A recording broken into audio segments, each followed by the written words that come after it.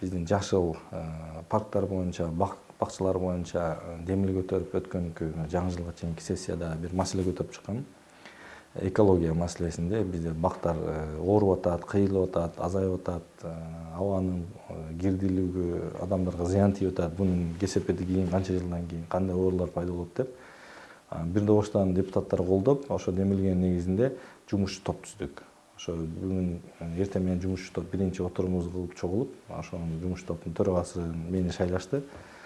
Ошол жумуш топ менен мына кийинки 3-күн ар бир жумада чогулуп, биз шаарда болгон жашыл зоналарды, аймактарды белгилеп, токтом менен бекитип салабыз. Токтом менен бекитип, бишкектиктердин кайсы жерде мына кичинекей сквер, бакча болсо, ошолор жерлерде келечекте башка бир магазин, дүкөн же болбосо СТО кылбайт. Ошол жерлерде курулуш түшпөйт. Ошону биз токтом менен беките турган кылып, биз ошол кадамга бардык. Биз да ошо шайлоодогу биздин Ишеним саясий партиясында да ошо экология маселеси биринчи орунга, программабыздын 4 кадамында бир кадам ошо экология болчу. Биз ошол тарапта ушундай демилге менен чыгып иштеп атабыз.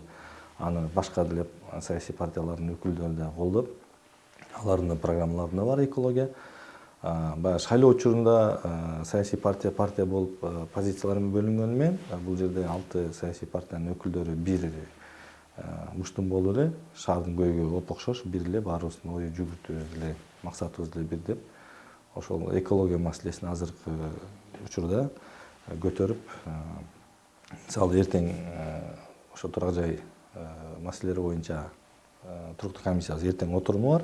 Эртеңки күн тартиби мисалы лифтлер боюнча кечээ бир жаман окуя болду. Ошол окуя боюнча ошол тууралуу анан кийин ошо лифттер, жалпы лифттер боюнча бул бизде өзү күн тартибинде бар эле.